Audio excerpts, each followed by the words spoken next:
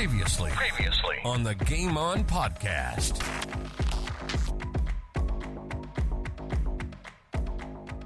From a local league perspective, I reckon the best story was Scott Ninnis going back to South Adelaide and coaching them to the men's, what do they call it now? The Premier competition. I'll think of the name as we're going along. Legendary South Australian basketballer, one of the greats for the Adelaide 36ers, went and coached them for a couple of years when they were at their lowest ebb, was moved on after 2 years and really looked like he was never going to get back into basketball. And I reckon it was his wife, Rebecca, who was also a basketballer, just nudged him in the ribs and said, look, South Adelaide need a coach. Why don't you go and have a crack at it? And so he did. And he coached South Adelaide to a premiership that I don't think any of them thought was in their wheelhouse, certainly in the short term. I reckon they've probably been around about 25 years since their last premiership. I'd have to go back and look at that. But that was just an absolutely tremendous story from a local league perspective. Sportscast SA presents Game On. Game On. South Australians' destination for everything sports. Local, national, and international sports. AFL football, soccer, basketball, golf, baseball, tennis, cricket, and any other sports played in this wide world. And we're going to have a blast doing it. So sit back, relax, and let's do this thing. Welcome to Game On.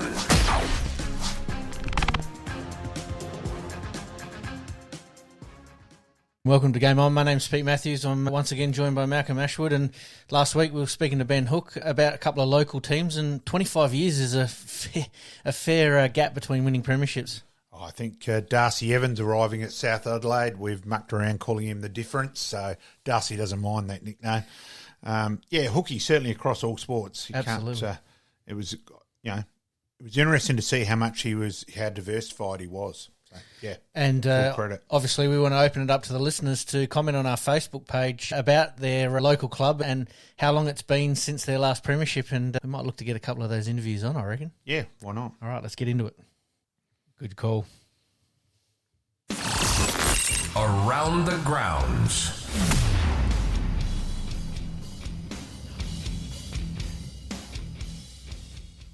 Kick off today, we're going to have a little bit of a look at tennis. The John Newcombe medal has been run and won, the soccer of the World Cup and the A-League. But, mate, we're going to kick off today with some cricket, some local cricket. The BBL kicks off tonight.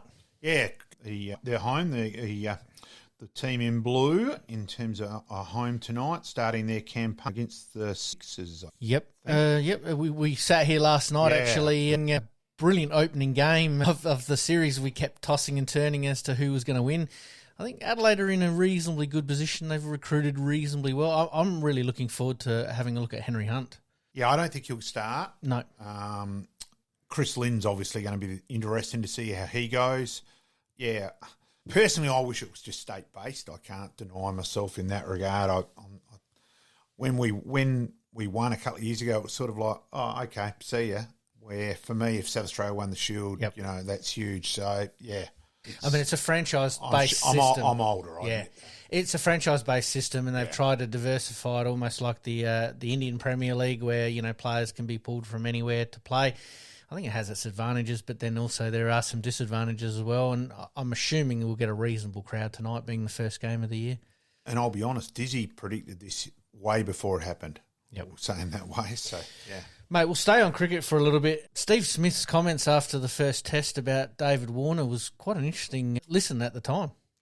Look, it's interesting. I think we as Australians a lot of us were bang gung-ho on Warner and Bancroft. I personally aren't anywhere near as hard with Steve Smith. I get it. That he just thought, geez, I've had a guts for it. I don't want to hear about it. I actually understand that. Yep. But look, realistically, it was a one-game suspension according to ICC rules, and yet we gave a year, a lifetime ban, and we're the only ones who seem to take it seriously. So maybe are we going overboard? Let's just say maybe talking to someone in cricket, the easy way around it was you're eligible, and then you just don't appoint him captain. Yep. Could have solved the problem Yeah. quite early.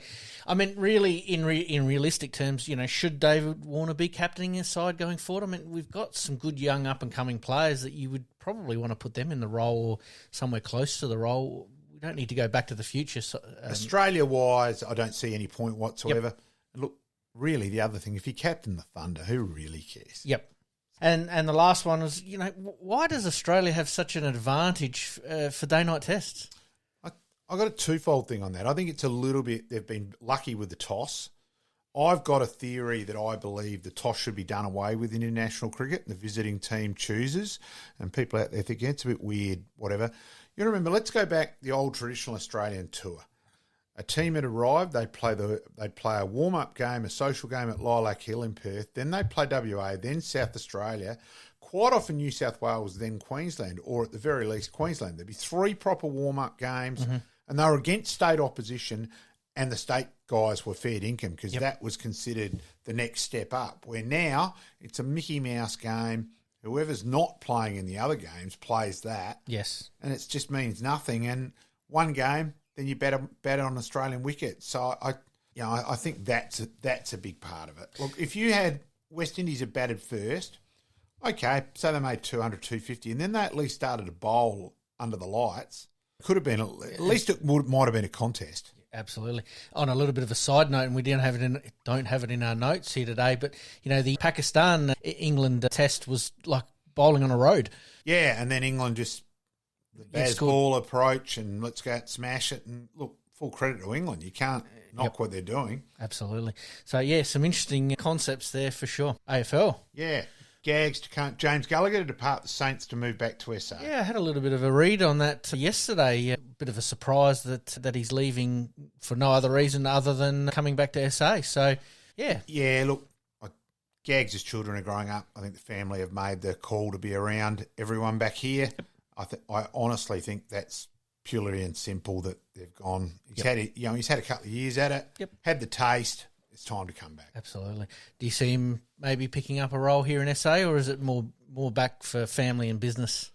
Look, I think Gags would like to still be involved in footy, but he is pretty high. He was very high up in the financial game with Macquarie, so I dare say there's plenty of avenues for James can go down. Absolutely. Mate, the Corns and Walker blow-up is at it once again. Yeah, a bit disappointing. I don't really see the point of it on both of their accounts. Just don't think it's achieving anything. It seems to be they're both getting great publicity out of it, maybe for all the wrong reasons. But yeah, it's just it's a weird one. Yeah, it's a really weird one. Look, I don't get it. Move on. That's my point about it. Yep. The draw. Yeah, it's been rated like every year. Who's got the easiest draw, who's got the hardest draw. I read with some interest that Port Adelaide and Sydney have sort of got a reasonably tough draw, which I find a little bit hard considering Geelong were by far and away the better team. Yeah, and look, I still think a lot of that's guesswork too. You're predicting what teams are going to fall off. And, yes, I think last year, if you got the easy draw was if you managed to get North Melbourne and West Coast twice, that was the real easy bit. Yep. Where, who knows? So I always take those things with a bit of a grain of salt. I mean, we start the start of the season, everybody on 0 points, and everyone's had a brilliant pre-season. So, it really gets down to injuries and a little bit of luck as well. So, it's very hard to predict a hardest and easiest draw at the moment. But, there would be a couple of teams like a North Melbourne and a West Coast a little bit and a Hawthorn that you would think, they're in that rebuilding phase or at the beginning of a rebuilding phase. Whereas your teams like Geelong are rebuilding a little bit on the run once again and doing it quite well. And Port, you would expect, would be around the mark as well. Yeah, and look, Port get another home game effectively out of this. Yep. So I do think their squad's too good not to move forward. So, let's wait and see. No worries. Gather round. Yeah, the draw's been finalised. We talked about it briefly last week with the round 1 being published on the World Cup Sunday, and the remainder of the rounds were done a few days later, and obviously round 5, I think it is, here in SA, and a couple of games here at Nord Oval. Yeah, which James H gets a homecoming game. Hopefully he keeps up his record. He's yet to play in a losing game at Nord Oval, James, so hopefully he continues that. Well, Fremantle were reasonably impressive last year, so you'd expect them to go on with it a little bit. How do you think they're going to handle the dimensions of Nord Oval? Because it is an interesting ground to play at times. It's more just that little bit short. It's not so much the narrowness. I think gets a bit overrated personally.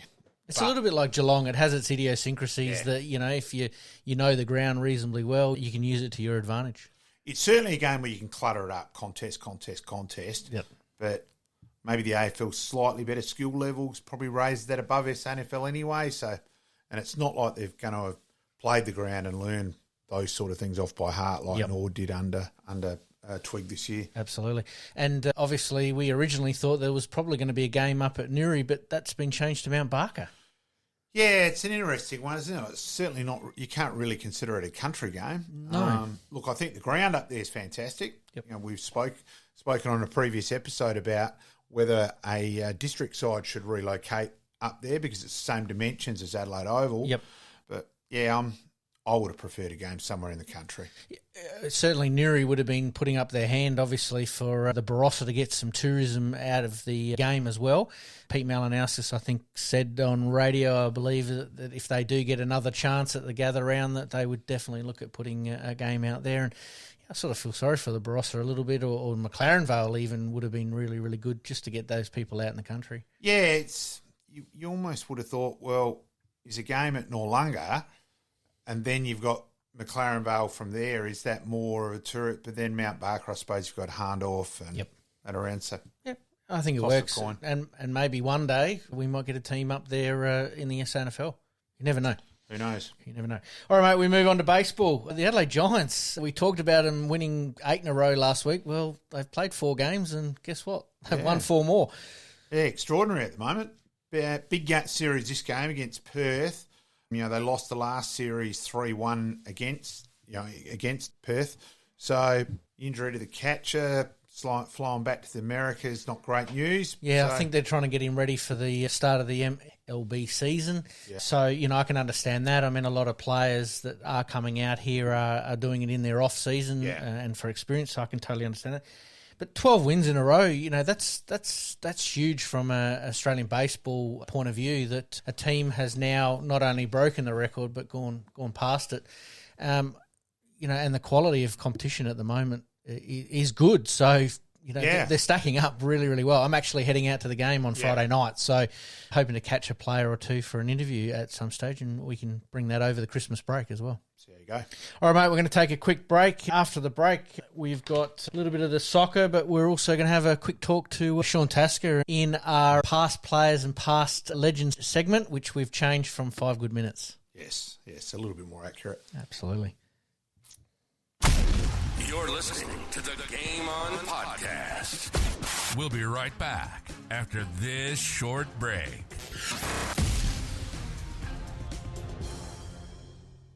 So the tennis, the Newcomb medal, Barty again. Thoughts, mate? Yeah, it's an interesting one. We slightly discussed it a little bit last week. I mean, she certainly was the form player of 21-22, even though she retired, obviously, after the Australian Open. But Kyrgios sort of had a little bit of a point, I suppose, that, he did improve quite a lot this year and seemed to take his game to another level. But I think Barty was always going to be the best choice. He did make a Wimbledon final, and I think it's a bit ridiculous how much we put a pedestal, because if he wins it, there's no case he wins, and he comes runner-up. He did win more matches, more titles than the year. I think probably the point was he wasn't the right person to bring it up. Yep. That's not generally the Australian way. Yes. So I think if someone else had brought it up from tennis, he probably would have got more of a hearing out of it. Yep, absolutely. Even though Kyrgios didn't win the Newcomb medal, he actually got pretty good praise from the ATP Tour in the doubles. Him and Thanasi Kokkinakis actually won the best doubles combination for the year. So he's been around the mark, obviously, in the singles and the doubles. Maybe a turning point, but who knows? It's an ember that's waiting to just blow up at any stage. But if he can keep his cool a little bit, he's a great player. Ability's never the question. Absolutely. Obviously, moving on to soccer, mate, we'll do the World Cup first. We've got 2 soccer subjects here to talk about, and we'll do them back to back. First things first, upsets galore in the World Cup at the moment. Oh, it's been an incredible tournament. Look, for all the bit of, I think all of us were guarded about being in Qatar. Yep. But overall, I think it's been, some pretty incredible results, and sort of shows again with soccer. We call soccer. Yep. Some Or people the World don't Game. like Yes. calling it soccer, Yep, and the so World we Game. should be saying football. Yeah, but the World Game. Yep. It probably does show where it is a remarkable game that can be such fine lines with soccer, and that so a team can dominate but still lose. So It's a fascinating game. It's been a great tournament. Look, I still think it'll be you fancy a France final, but let's wait and see. Morocco, obviously, being the Cinderella story of the World Cup so far. I mean, Australia were well and truly up there and probably a little bit unlucky not to push Argentina all the way. I mean, we talked about the goalkeeper howler and the shot on goal late in the game that, is a couple inches higher, a couple inches lower, and it probably equalises. So, yeah, very interesting. Also, we picked Brazil at the beginning of the tournament, or the first couple of stages.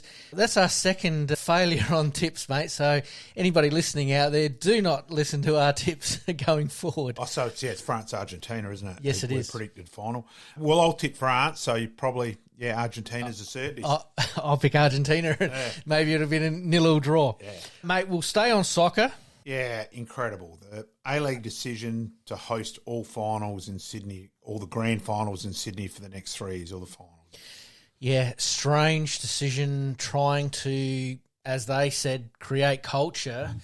You can't do things like other sports. Yes, the AFL has everything at the MCG, but that's pretty much where it's been for 150 years. So it is a bizarre decision. Look, we've got to look there. It's apparently around the 12 million mark, so you can understand that they've gone, shit, the game's probably under a fair bit of financial problems. Here's our chance to solve it financially. But I just don't think they haven't thought it through, and the backlash has just been massive, and it's only getting bigger. I just think it's a crazy decision. It's showing the finals get a good crowd. The home, 50,000 here at Adelaide Oval. Yes. 56,000 over in WA. It's worked. Yep. And yet, all of a sudden... I think the decision, certainly from a financial point of view, makes sense, but I think it's a little bit of panic on their behalf in that they didn't need to do this without, obviously, contacting their stakeholders, which is the fans. And the fans are basically going, no, we're not having this. And even to the point where some club presidents are walking out going, I'm out. I'm not going to be around for this. 50,000, okay, it's not $100, but let's make it easy as a thing. That's 5.6 million. Well, 12 million for 3 years. So it's on the surface, you can go financially, but you can also query it. It's just overall, it's a bizarre decision. It's not reading the room. It's not reading where the landscape is. That it's not AFL footy. It's nowhere near as big as that. Yep. It's just a crazy lunatic decision. I mean, that's almost like cricket saying we're going to play everything at the SCG because that's the best ground. Yeah. It doesn't make sense at all. You need to be able to share these things around. Yeah, it's a very, very interesting situation, and I'm sure it's going to play out over the next couple of weeks. I did speak with Mary from the Adelaide United supporters group. She has put out a statement on their Facebook page basically saying that the Adelaide United fans are planning to stage a walkout at the 20-minute mark of the game against the Newcastle Jets on December 27. Yeah, it's certainly making a statement, and you can imagine a full stadium basically walking out. Wow, shouldn't happen. Yeah, shouldn't happen. We do well at the World Cup. You think we could come back and maybe get a bit of momentum, bit of hey, Craig Goodwin, come and watch Craig Goodwin, the guy who scored against France, etc. Selling point, and they managed to bury themselves in 5 minutes. Unbelievable. Own goal. All right, mate, we're going to take another quick break. Once we come back, mate, we've got Sean Tasker from the Adelaide Footy Club and North Adelaide Footy Club as well, with some very interesting conversation about head knocks and concussion as well as his career. You're listening to the Game On Podcast. We'll be right back after this short break.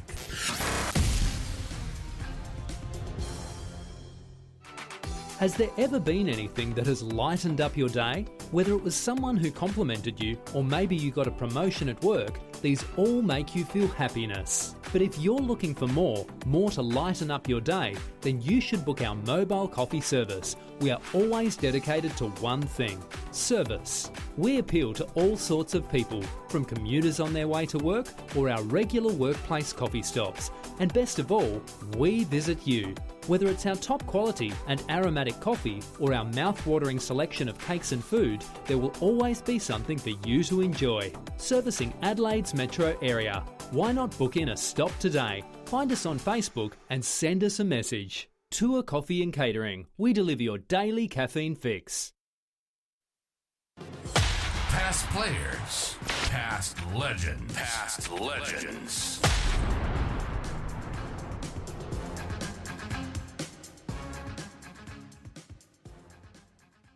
Tonight's guest, we welcome along Sean the Kid Tasker. 48 games for the Crows, 91 to 96, 114 games at North, 40-odd games as well. Then with Glenelg Sturt, North Adelaide Premiership player in 1991, even though the Crows give you 87 as well, Tass. So congratulations on that. Claim that as well, mate. Actually, rulebook, the stats are wrong because I actually was at the Adelaide Footy Club in 97. I didn't get the bullet until late October. So they've even scabbed a year off me there, mate. Yeah, it's a bit rough. Yes, because I'm sure you would have definitely dominated the celebrations, Sean. Oh, I made the most of it, rulebook. Yes. Okay, let's go back to the beginning, Sean. So, junior at Torrens, and then obviously probably going to be my favourite part of the interview, bobbing up at Adelaide Uni in 1986. What a great year, Sean. Go for it, mate. Yeah, it was pretty good in 86, rulebook, to be fair. It was a junior at West Torrens. Actually, Mum and Dad had the West Debbie Hotel, so I actually lived across the road from the Oval. So lived across the road from the Oval, played juniors from 13s to 19s at West Torrens, and got a bit disgruntled and wasn't sure where they were going. So I actually left there and got hooked up with Johnny Griffin and the boys at Adelaide Uni while I was doing year 12. So that's an interesting take, and therefore you blokes all called me the Kid. Yes. Just pretty happy with that, being Dermot Brereton's nickname at the time. The Kid and ended up at Adelaide Uni playing.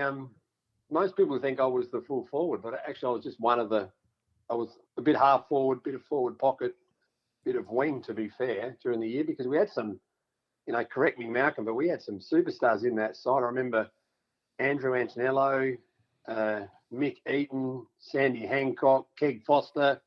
They were all running around in the forward line as the big go-to players. On Nosy Eckert was in the forward pocket too. Yes.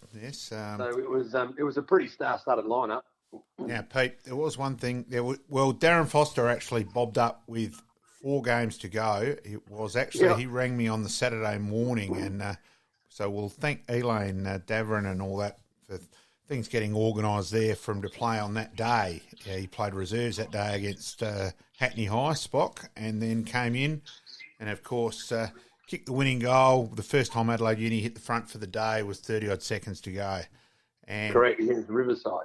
Yes, the late Brent Necker, I'm sure Sean will agree, a magnificent bloke, had missed a goal from 15 yards out to hit the front. So Nose in his intimidable fashion, so they ended up 6 of us out on the wicket at Adelaide Oval and burnt his boots in the middle of Adelaide Oval after he missed. Oh, wow. He did. And it was the first time I'd seen a celebration of a grand final victory in the middle of an oval. Yes. I think the AFL clubs have stolen that from the Adelaide University Blacks. In his boots, it was a different sort of thing to do, and the great man, Frederick Archibald Block, walked out, and we were sitting there, and obviously myself, a far better administrator than I was a player, and had said, right, we've just beaten a club who spent $52,000 on player payments, and we all sort of looked at each other and just nodded, and that's, for me, still one of my proudest moments. Wow. Yeah, I wasn't playing, but as an administrator, it was a huge buzz, and, a couple of sensational days, and obviously helped a lot by your late father, Frank's help, and then, of course, at the Dover Castle after that, Sean. So, yes, great days. Yeah, absolutely. No, it was there were some good days of amateur league footy in those days. boys, and it was great stuff. It was exciting, and to be fair, we probably played just as hard off the field as we did on the field in those days. Very much so. And then North Adelaide, out to North, and ending up in the original Crow squad, John, basically. Yeah, so getting to North Adelaide, well, that must have been, to be fair, the wonder trade of the Sandford days, which Michael Noonan and Michael Flynn orchestrated, which was West Torrens gave up Johnny Roberts, Stephen Sims, Stephen Barrett, Sean Tasker, and West Torrens got Grenville Dietrich, and I think there was also some cash that Torrens paid North Adelaide as well. So let's be fair, Johnny Roberts goes on and kicks 100 and they win the flag in '87, and all four become premiership players. So it was a hell of a coup, and to be fair, it was a tough journey to start with. Took a bit of time to, I suppose, settle in and learn what was required to be a league footballer.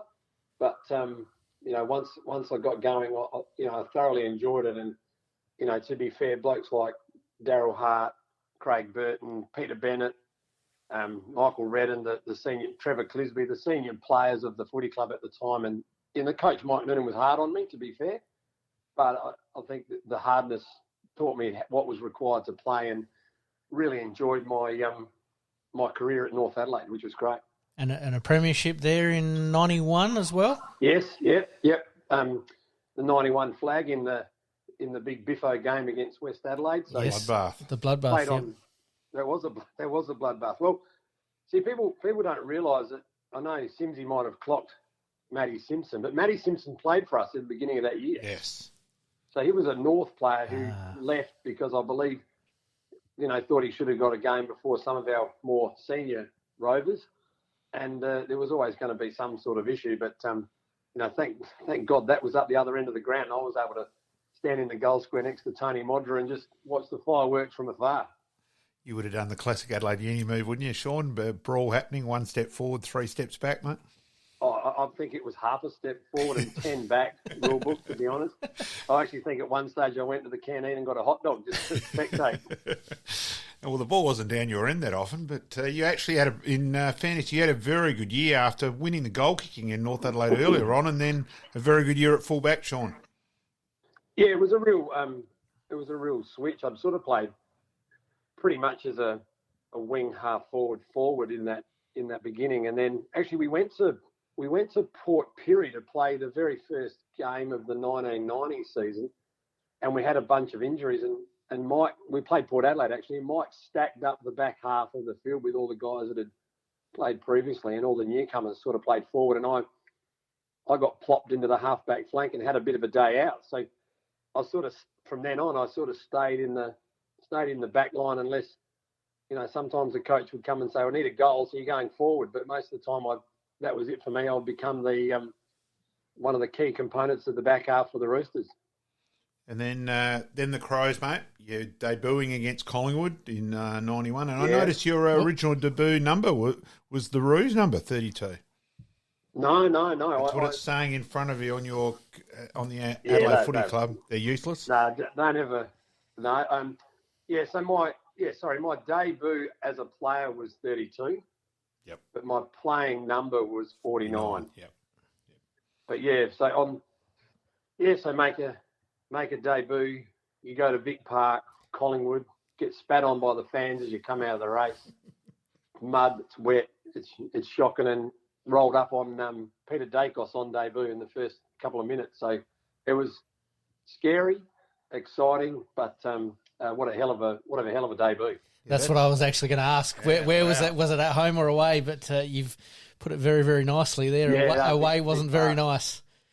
Yeah, Vic Park. It was unique. Actually, the funny thing is, when we got to the change rooms, I think it may have been Fitzroy reserves were in there before us, and I still remember seeing Neil Curley picking up bags and throwing them to clear everything out so that we could have a space to have our change room facility. So yeah, it was a bit of a look. It's the suburban Victorian grounds of the old VFL/early AFL days. They were scary, but the parochial supporters. But gee whiz, as a South Australian, going over there to play for the Adelaide Crows was massive, and it was exciting, and you wouldn't be dead for quids. It was just fantastic. What an opponent first up, though, Cass, too. Jeez. Yeah, Dakes first. Actually, I was pretty lucky because he took a one-hander in, I think, the first 30 seconds, and I was like, oh my God, this could be a nightmare. And he's shanked the kick because we're in 6 feet of mud. So I was a bit lucky there. And then actually Paul Williams was running rampant, so I got flipped onto him pretty quick. So thank God I didn't stand Dakes for too long. But yeah, when you roll out in the middle of Vic Park on the half forward line there for the Collingwood Pies, and there's number 35, you go, oh God, it's like a dream and a nightmare all rolled into one. That's a very good way of putting it, though. So, yeah. Sean, so basically 9 games, 91, 13 actually in 92 is the most you played in one year. You sort of a bit unlucky that you never really hammered down a spot. Sort of flick, you know. Yeah, look, it's interesting. Had a couple of pretty bad injuries. Sort of got going at the start of 90. You know, once I got in the side, 91, 92, and then beginning of 93, and then I hurt my ankle really badly a couple of times. That put me behind the 8 ball in that early part of the career, and then there was a change. Nearly left, actually, Malcolm. Nearly left a couple of times in 94, 96. So nearly got rolled out of there. You know, a couple of offers from other clubs, but stuck around and thought, no, this is my home. And then started off with a bang with Robert Shaw. Played all the pre-season with Shaw. He had some really good form, and then we played a trial game against the Eagles and had a nasty collision where I fractured my skull, my cheekbone, and That's right, yeah. had some real serious damage. So I didn't really play for, I think it was about 14, 15 weeks. So that injury really caused me some grief to sort of back to find a spot. And by that stage, the side had really moved on a bit without me. But I take solace in the fact that I survived the purge when Malcolm came along. That's true.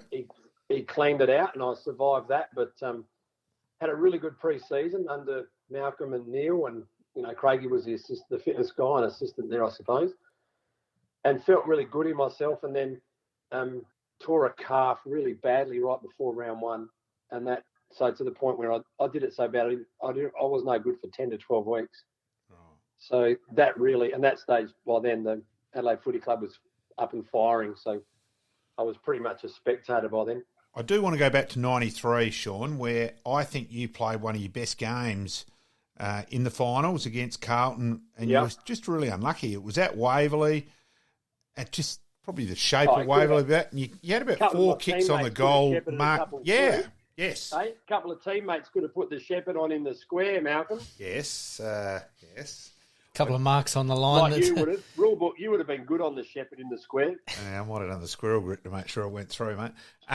I do remember the next week, Sean. I don't know if you can remember walking up to me at the pub after the Crows had lost the prelim, and yes, it was an interesting conversation with you that you weren't entirely complimentary of Graham Corns. Yes. No. Yes, I do remember vividly that day. Well, he had a go. He had a dip, Malcolm, and I didn't play in the he left me out of the prelim and played some injured blokes who actually, I suppose, didn't get through the game. And, you die and live by your decisions, and that was his decision. And at half time, the footy club was up by, 6, 7 goals on their way. So everything was rosy. But, I was a bit irked with the fact that I'd found form. I was playing really good footy. He got his nose out of joint because he said we'd been out afterwards, but we'd actually been to we'd been to the Grand for dinner with, there would have been 8 or 9 players at that spot at the time, and I sort of got a spray from Graham post the Essendon game, and I didn't play, and I was like, well, I'm not sure how that becomes my fault that we lost when I actually wasn't partaking in the game. So, yeah, that's I don't hold a grudge with Graham anymore over that stuff. That's his decision. He's the coach, and that is a decision. But at the time, I was really miffed because I thought I was actually contributing to the team quite well in those couple of games I played. And in that prelim, we have to ask: is the rumours true that Bickley let go? Were you there, or did you hear? Did you hear about it? I think Bix has always had a loose bowel. So mind you, there's a couple of them. I'll tell you a story. David Pittman dropped the fart. We lost to Collingwood one day, and David Pittman's dropped the fart post Cornsy's berating, and I've giggled. I've giggled because it was the stinkiest thing I've ever read. And Graham's blowing me up again, and I'm like, gee whiz, mate, if you're sitting next to me, cop this, you'd be laughing too and trying to get out. So it was definitely sometimes it was funny, but there was always a consequence. So your AFL career then, after your AFL career, you sort of became a bit of a journeyman. Sean, was just one of those things, or say stint at Glenelg? No, not really. I look at interesting byplay on a couple of the moves. People forget as a little fella. My dad was a Glenelg vice president, so I grew up as a little fella running around the Glenelg club rooms and footy club. And actually, to take it back a bit further, before I went to North Adelaide, I actually had a meeting with Graham about coming to Glenelg. So I'd always had a soft spot for the Tigers from a family perspective through my father. Yep. And then pretty much at the time when I got to the end of North Adelaide, everyone that I'd sort of played with in that era had left. That there was a real changing of the guard. You didn't train with the Sandford club. You trained pretty much full time with the AFL club. Yeah.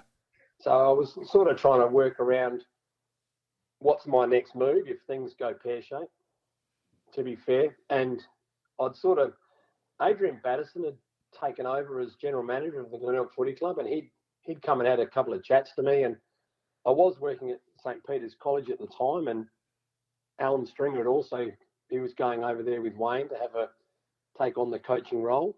So I just thought, well, maybe, this is a time for some change. And I've always been, I can't sit still. It's just the way in my nature. So I thought, well, maybe that, and they'd sold it to me that we were going to, play some young kids and get things real vibrant again and get the club back up to where it should be. And to be fair, I really enjoyed it. They were true to their word. They played young Chad Corns, young Matty Bode. The Ottens boys played. There were some kids and some experienced players. Myself, young Rouvray, Paul Rouvray were there. Yep. Alan Bartlett, Chiggy, Simon Hill. So we had a real good blend of experience and youth, and we beat the good teams that we lost to the weaker teams. And in the end, it all blew up because the Stringer boys got booted out, and then Tony came in, and it just sort of got changed on its ear a bit. That was all. And then out to Sturt. Oh yeah. Well, technically, what happened at the end of my first year with Tony, I just had enough. I was worn out, so I pretty much made my mind up that I'm not bothering with this anymore. I had a gutful, so I think I was 32, so I'd had enough. So I'd walked, and then Graham Dunstan actually came and said, "Look, we're looking for someone just to play in a forward pocket and kick a couple of goals. We can do a deal. Would you come over?" So I didn't lob at Sturt until sort of late January-ish. That probably didn't help me, and I was still carrying a couple of niggles. And yeah, look, I thoroughly enjoyed. I really enjoyed my time at Sturt. It was actually a huge buzz playing for the Double Blues, but actually about 3/4 to 9/10 through the year, I actually landed badly and broke my leg. So I missed right at the tail, and then I didn't really start back into the pre-season until the sort of middle of the December, and I was really sore. I was one of those ones where I'd train and go home and my leg would swell up like a balloon. Yep. So I was busting my butt to try to have some success, but I played the first couple of games at the Double Blues, and it was just, things were no good. I didn't feel right. So in the end, I just went to Phil Carman and said, look, and Graham, and said, look, I'm done. I'm cooked. And I just pulled the pin on it. I'd had enough. And life was changing. I was married. We were having our first child and young Sam. So I was like, yeah, that's enough for me. I've had a good run. And then after that, I know you were Pulteney, obviously, at that stage with work, but ended up then to Brisbane? Yes. Yep. I was Director of Sport and Activities at Pulteney for a while. And then I took a job and went to Toowoomba and Toowoomba Grammar in good old Queensland, inland Queensland, and had a wonderful time in Toowoomba at TGS. Anyone's ever been that way, you go to Brisbane, do yourself a favour and head into the Toowoomba area, and the Darling Downs was magnificent. Met some really nice people, had a great time there, and then got into Brizzy at I was the Director of Sport and Activities at Anglican Church Grammar School. So I had a 5 and a bit year stint there. So, really nearly 10 years I've been in Queensland. Yeah, I knew you were there for a fair while, and obviously I had the pleasure of one of your colts with Sapsaza. It was enjoyable time with Weathers and I. Young Sam was in the East Adelaide region with you for a little while with Weathers. Yes, Weathers and I did that together for a fair while. Yep. We had a bit of success there, which is something we enjoyed immensely. Did coaching ever sort of tickle your fancy? I did a bit of coaching with the school. I looked after the Pulteney First 18 for a little bit and coached a few footy teams in the Darling Downs. The Darling Downs the school had their team, so I coached them for a while. But I was already more committed got 3 young teenage boys, 3 boys, so you got to get them around. And my job at the time, the Director of Sport role in Queensland is it's full time. It's 7 days a week. So having the freedom to coach when in Queensland, it was never going to be there because of the role I was in my workspace.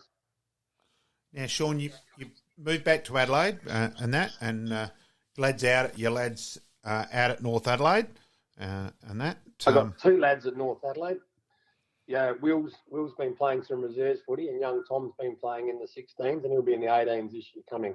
And of course, superb commentary one game where, as Vicky, you're definitely better halves that you didn't expect to ever get a mention on a commentary where the son of the air hostess burst through the middle. That's right. Bit of fun. Well, she's got 2 now. So a bit of fun there. Now, Sean, apart from your career, obviously chatting about your career on that side of it, you now got a very, very responsible role with concussion. Really go through that with us, please, Sean. Yeah, so just to give a bit of background, in my role at Churchy, I was part of a group called the Rugby Review Group, and we were looking at ways of making schoolboy rugby safer. And in that space, I came across this group called Neuroflex. And what Neuroflex is and does, it's technology measuring vestibular ocular motor screening. And what we look at is eye tracking technology, so the brain and the eyes work together, and we're looking at the reflexes of when there's an impairment. So we use Neuroflex for baseline screening of vestibular ocular motor screening. And then when we have a nice baseline of a brain. Yep. And then when there's an impairment, we can retest using the Neuroflex platform. And the testing suite takes about 15 minutes.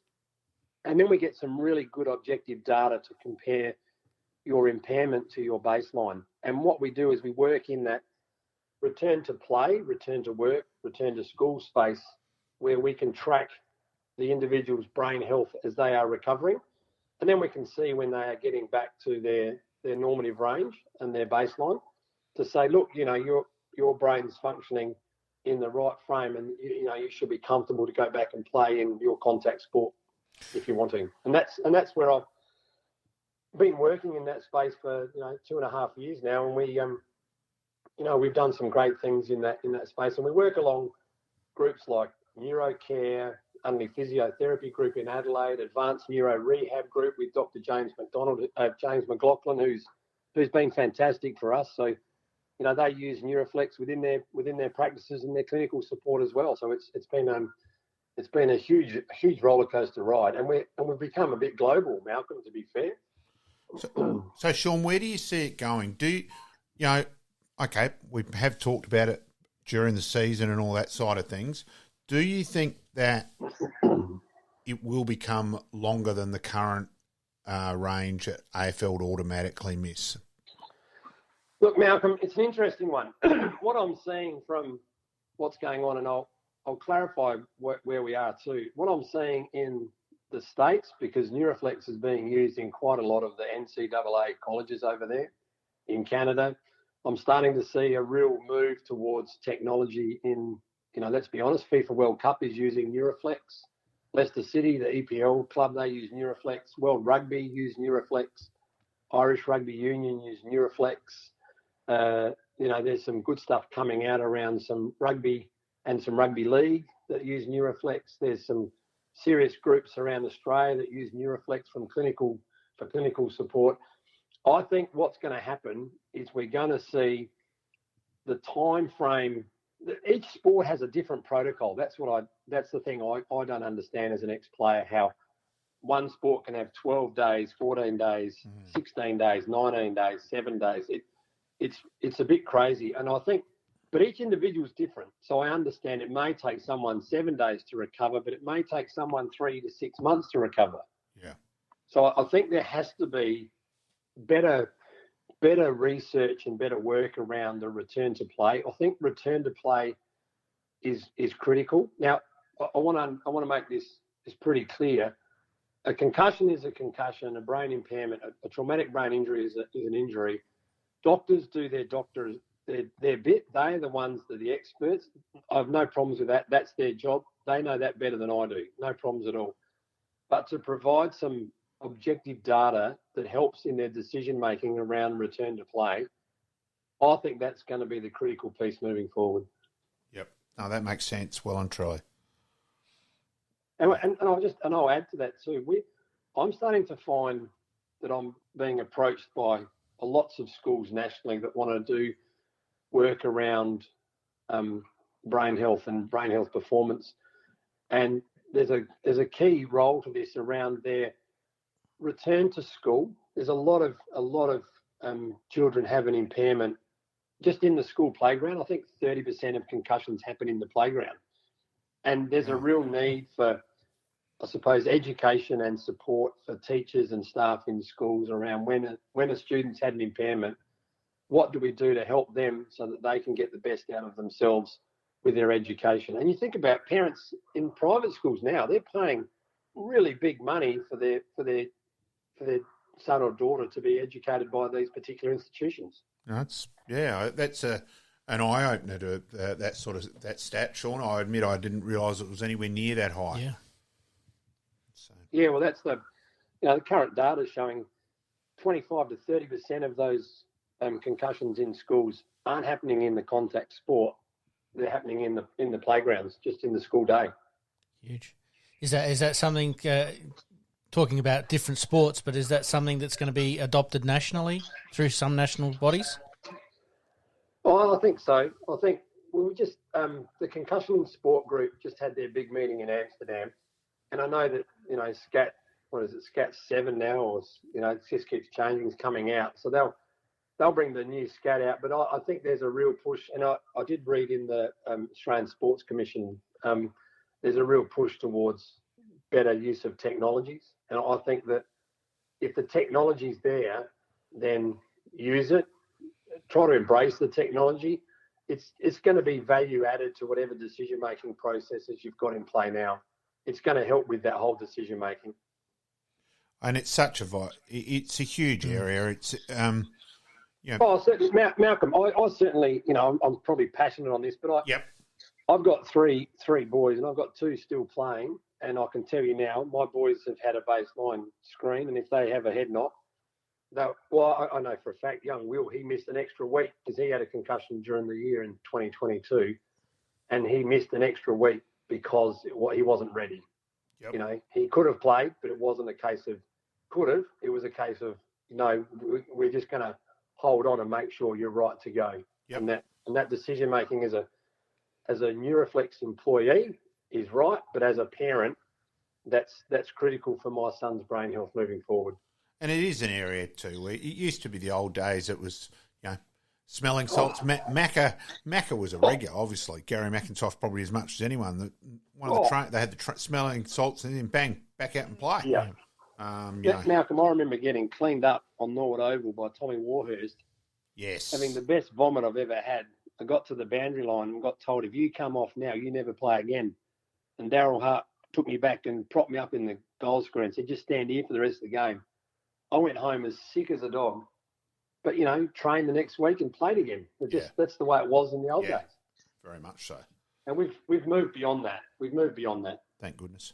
Well, we've had a couple of guests on our show that have gone off to get their brains scanned because of all of those concussions that they've had as well. So, yeah, it's a huge topic, and we certainly like hearing about it, that's for sure. Yeah, it's I think we're hearing more about it, and because people are recognising the dangers of too many head knocks, and we've seen what was going on with people that have donated their brains, and CTEs showing up in their autopsies, and we don't know about CTE until they have that autopsy and their brains are cut open. So everyone is aware of it. Everyone's trying to be cautious and put safety protocols in place, and we certainly have a role to play in that space. I will be honest, Maida Block has spoken to me about Chocker in that regard as well. It's, I can assure you that Maida will be being sent this interview, Sean. So, yeah, thank you. No worries. Look, greatly appreciated task. It was obviously wanted to cover your playing career and all that. But, yeah, the concussion side of thing is only an area which is, we're slowly learning more and more. And it is a vital area. Spoken to Johnny Wynn about polypharma, which came out afterwards. And Michael H covered it with his, and it's a massive issue. So greatly appreciated, Sean. No worries, boys. Thank you. Thank you, Sean. Thank you for joining us tonight. That's a real eye opener for sure. My pleasure. Thanks, guys. Thanks, mate. Thanks, Task. Welcome back. We've just been speaking with Sean Tasker, and certainly his playing career was fantastic. Obviously part of the Crows inaugural squad, but more importantly, his work on concussion. It's an issue which is only getting bigger and bigger as gradually more and more information and education is coming through. It is the biggest issue for facing sport in the future. I think there's a lot of people and a lot of naive people still out there, and the information is coming through, and it will be a longer time, and it's got to be with not playing. Absolutely, and we've spoken with Aishi, and he said he's having some tests, and I think KT's involved with that as well, and Sean was very passionate about it, and you can certainly see why. It's an area that needs a lot of attention, and as he mentioned, I think off air, that his sons, had a concussion protocol last year, and just held him off for a little bit longer, which was the right thing to do, not only as a parent but as a neuroscientist. Yeah, someone who's probably had more knowledge in the area than probably the club. So absolutely. Look, Sean was being responsible there, as a parent, as a footy nut as well. So absolutely, greatly appreciated. And look, that was part of why we got Sean on, the concussion issue. So, greatly appreciated. We've got a couple of names to follow up there as well that Sean's passed on, and we'll probably go into a bit more depth, especially with the concussion protocols. Definitely. Liking this podcast? Please like, rate, and subscribe.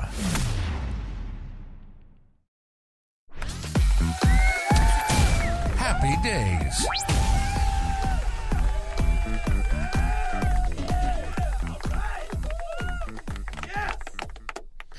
All right, mate, to kick off Happy Days today, we're going to stick with the cricket theme pretty much through most of Happy Days today. But this week in 1959, Greg Matthews, happy birthday. The all-rounder, 33 tests, 61 wickets, 4 100s, born in Newcastle, New South Wales. Great player. Controversial cat, Greg Matthews, but he was certainly a good batsman in terms of, I think, if he'd been supported more, he was probably a little bit like Peter Sleep, needed more support, needed more belief inside him, that his bowling would have been better as well. Yep. So, yeah. Absolutely. This week in 1892, now we've had to go right back with the history books here, but the first Sheffield Shield match is between South Australia and New South Wales at the Adelaide Oval. South Australia winning by 57 runs. Should have called it off there and then. Should have. That'll do us. There were only three teams in the... Doesn't matter. There were only three teams in the Sheffield Shield in 1892 and 93 season. New South Wales, Victoria and South Australia. Victoria ended up winning the series 4-0, I think it was. But South Australia actually did pretty well. They had the leading batsman and leading run scorer for the tournament as well. So Well, I've been only saying we've been having a bad millennium, so there you are. We're due for a bit of a turnaround, but Yes. first one for the South Australian and New South Wales. Interesting. This week in 1927, Sir Donald Bradman makes his first class debut against South Australia. Finished the day at a respectable 65 not out. Incredible that how are we to know that effectively the greatest cricketer or the greatest batsman ever, and ending up playing for South Australia. Crazy how it all swings in roundabouts. And, mate, to finish off this week in Happy Days, in 1988 and 89, so a bit of a double header here, Germany defeat Sweden back-to-back Davis Cup finals, Germany winning in 88 4-1 and 3-2 in 89. Classic players back then. Yeah. Were the great days. You're looking at Becker and Edberg and Willander and all the top names in tennis. And amazing that they play back-to-back finals. Yeah, no, that was huge. That was back when the old-style Davis Cup. Yeah, we all knew it. Home ground advantage, 5-set ties, 5-set matches, 5 ties in a rubber. So, huge effort from Germany back in 88, 89. All right, mate, let's scoot into the extra time. Extra time. Big finish. Mate, we talked a little bit of cricket earlier on, but more from a little bit of a local point of view. But we'll talk about the Test cricket, Australia and West Indies. Australia, emphatic winners. I've got to be honest, I was there Sunday. It was probably as deflating big win. It was just ho-hum. It was just having a chat amongst people and bowling them out for 77. You expected it to go a couple more hours than what it did. Scott Boland, obviously, the night before, put the fear into them once again, and Australia ripped through them quite early on Sunday. As I said, I know the line I've already used it once, grain of salt, but West Indies were that bad. Let's just wait and see against South Africa. Absolutely. Travis Head, an amazing 12, 18 months that he's having. Especially at home. Yes. It's been very much at home. Player of the series, against England in the Ashes. The first 2 tests here, mind you, Braithwaite and Chase are spinners and, a bit like batting against you and me, mate. Mm-hmm. But yes, he has been very good back here. He's got to go to India and succeed in India. There's still a big question mark against spin, good quality spin away. So that's going to be the test for him. I watched a bit of the commentary. Ricky Ponting was talking about Travis Head's improvement in technique, confidence that's been shown in him. Yes, you can only play against who you can play against, and he's certainly taken his game to another level. And Ricky pointed out a few things with his technique in what was happening 2 or 3 years ago versus what's happening now. And big change that has certainly got him on the front foot a hell of a lot more, and it's making him play that more aggressive style of play. I don't think aggression's ever been the problem. He's just probably a little bit straighter, a little bit more percentage, still smashes that ball square. He's never going to change in that regard. And look, if you manage to catch one of his hits square, well, you're doing pretty well generally. So absolutely, Amateur League, mate. Yeah, well, we're early into the season. Early into the pre-season for a lot of amateur league clubs, and we'll obviously talk about the amateur league as the winter season rolls around. But they've started their pre-seasons, a lot of the male teams, but. Little story that was circulating in the local presses here that a legend has come back to his local club not to coach a men's senior team but a women's senior team. He has been at Payneham for 14 odd years now, so it's not sort of coming back. Yep. And he's always been pretty heavily involved in the women's side of things. Yep. And we're talking about Gary McIntosh here, so Mac has, sort of put his hand up to coach the women's. Yeah, look, I think he's probably sort of as a reserves coach. It's a hard gig in that way, and he also tempted not to tread on people's toes and all that. So, look, the McIntosh family, basically, if you turn up at Payneham and there's not a McIntosh present, ring the police and put in a missing persons report. He is remarkable. I watched him one night at Payneham kicking with a young girl who'd obviously never kicked a footy before, and he was just so patient. He was with her for over an hour, and it's just great. It's just great to see these local players heading back to their local amateur clubs, and We've got a little bit of a segment coming up in next week, actually, about some of those players that have gone from either an SANFL club or from an AFL club right back to their local clubs, and having a little bit of a look at that and who's around. But, it's just great that he's not only coached their men's side and to a pretty successful period. All premierships. Yeah, for Payneham Nord Union. He's now putting his hand up and doing a little bit of work with the women's. I thought that's fantastic. He is a unique individual, Gary. Certainly. Mate, we move on to basketball. The men's basketball team, the 36ers, once again, just not quite getting it done. That inconsistency word keeps coming up. Oh, look, I think it's been the Randall situation was always probably never going to settle down after that. Yeah, just there's been that missing piece of the puzzle almost all year long that, whenever they look like they're up and about, it's something's tripped them up and then something else has happened and then, they get off to a bad start a couple of weeks ago against the Taipans. They come home like a freight train and win in fantastic circumstances, and you thought, oh, maybe that little bit of confidence, but it just hasn't transferred.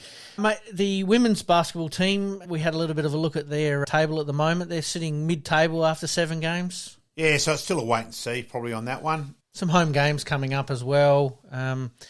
We'll keep a bit of an eye on that as well, but, interesting that they've at least got off to a good start. They're around the mark. Yeah, maybe I wish there was as much local sport in the Advertiser as there used to be. I think it's harder to follow in general. Look, the fiasco with district cricket, with their system, with what they've signed up for not working, and it's it's almost like you've won cross lotto to get district cricket scores. And so, women's basketball, it was always in the Advertiser. You knew where they would go, where the Lightning were, and it was. Rachel and all that with the Lightning, there was big support there, and it's sort of fallen away. Yeah, I just think quite a lot. Yeah, again, it's just for me, it's harder to follow, and that's even as a sports nut. Yep, I know. Well, part of my job here is to try and research as much as possible, and it's been fun and games trying to get some of that information out. But we'll endeavour to keep doing it for sure. MLB, mate. Yeah, mate, we head overseas for the baseball. It's off-season at the moment, or free agency and trade season. Some figures that are being bandied around for some of these players for not only a couple of years, they're changing clubs for a couple of years, but the big one, and Aaron Judge from the New York Yankees, halfway through the year, he's obviously a free agent. They put a contract to him for $213.5 million. He says, no, I'm going to hold tight until the free agency period. A couple of clubs were certainly in the picture to secure his services. He holds out, and finally New York come to the party with a 9-year contract for $360 million. It's just obscene. The amount of money, and we talked about this, I think, in one of our early episodes with Shohei Ohtani signing a $500 million contract for 10 years or 11 years or something crazy like that. The money that gets bandied around is huge, but you've also got to look at it too that, in 9 years' time, the $360 million divided over those 9 years is probably not going to be a top 10 player payment with the way things are going as it is. Yeah, I just hate how much poverty there is in the world, and then sports payments. I'm really... It's uncapped. So, this is the crazy thing about it. You're seeing these numbers, and every day you're just hearing and going, wow, how can that player get that for 2 years, 3 years? That's crazy. Absolutely crazy. Yeah, bit of taste, personally. Absolutely. Mate, we'll go back to cricket again, but this time the women's cricket.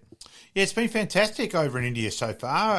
Big crowds. Huge crowds. Super over. Yeah, it's been remarkable. Look, Pete, there's a question here you've got. One more innovation can you add to cricket to make these games more exciting? Not so much for me more exciting, quicker. Yes. So why are we changing ends after every over? When you're thinking of the Big Bash, why not play at the very minimum 4 lots of 5? So you're bowling 5 overs at the same end. Okay. So we get rid of all that time of the fielders dashing around changing. So at least that way, and there's no reason why you couldn't even just bowl even 10 overs from one end, then 10 from the other. It's an interesting concept. I hadn't actually thought of it that way. My big one would probably be there is no more exciting than a super over, and certainly the more of that style of cutthroat final overs that you can implement would be magnificent. Oh, I think at 2020 level, yes, definitely. Absolutely. Yeah. I'm not saying this for test and the 50s. No, definitely. 50, even 50 over, I wouldn't be against. I'm not against it in the 50 either. Yep. But no, not test cricket. Mate, to finish out today, the AFLW Rising Star Award local player Hannah Ewings. Yeah, good result for Port Adelaide. Yeah. I think she was number one draft choice overall. A very good year. Probably makes the Crows' effort probably a little bit even better when you think of it. All of a sudden split in half almost and lost a few, and that probably just took that little bit of an edge. It probably did lower them down a spot or two. Yep. So, which is how it ended up. Yeah, obviously, Port Adelaide had a reasonably toughish start to their AFL career, and to have a rising star come out of that, I think would be a big tick for their program. Obviously, she played at North Adelaide, I believe, last year, and then had some fantastic games, obviously, in the SANFL last year, but then backed it up this year in the AFL, which was fantastic. And, mate, just to finish off, I thought this one might interest you, being an ex-umpire or a current umpire in some respects, somewhere, somehow. For umpiring rising star, a young lady from South Australia. Yeah, look, Georgia Henderson, so congratulations to her. Look, Eleni Guftis was earmarked a long time ago, and I'll be honest, I think it was an under-18 game, went along to have a look, ended up, this is when Jimmy Rowe was playing under-18, so we are going back a few years, sitting with Rowe and Andrew Pascoe with Lenny, with his Colt playing, and the word was around there. We got told then, hey, this lady will be the first AFL female umpire, and it was spot on. Yep. Yeah. Well, I think she's certainly following in her footsteps. The criteria obviously is less than 20 games. She was a reserve umpire for the Brisbane Adelaide prelim final up at Metricon Stadium. That's a huge tick in her first year to be on that reserve list, but also to win the award. Certainly heading in the right direction. And it's also important for young ladies to get into umpiring. Certainly the more umpires, the better. Keeping the game obviously moving forward. Yep. Look, I'm a big fan of playing first and then umpiring, but yes, we do need umpires. Absolutely. We don't want to be losing them any more than what we already have. All right, mate, that brings us to the end of a pretty big episode. We had Sean Tasker on a little bit earlier on. We obviously covered the BBL cricket, which you're heading to tonight, and the baseball, which I'm heading to on Friday night. So fingers crossed the teams get across the line this weekend. Yeah, and Sean Tasker was very interesting about concussion. I think absolutely. It was fascinating. He also gave us some additional names to follow up, some doctors that are well-renowned here in South Australia. And just to finish off, mate, we do apologise for last week's episode. It was a little bit late in being posted, but we also had some audio issues as well, which I believe we've sorted out this week, so it should be coming through crystal clear. And as usual, mate, we promise to do better next week. And unfortunately, a lot of Facebook problems at my end still have streamlined it a bit. Anyone now, my new Facebook page is Malcolm Rulebook Ashwood. So block Malcolm Ashwood, where I've been hacked, and do a friend request to Malcolm Rulebook Ashwood. All right, mate. We'll catch you next week for our last live episode for 2022. Over the Christmas break, we plan on doing a couple of reviews on our interviews that we've had with some of our outstanding past players and stars. I think we can still have some fun, mate. Absolutely. In this crazy world we live in, we all need the distraction. Enjoying the show? Like, rate, and subscribe. Hook up and connect with us on social media at SportsCast SA. We'll see you next time on Game On.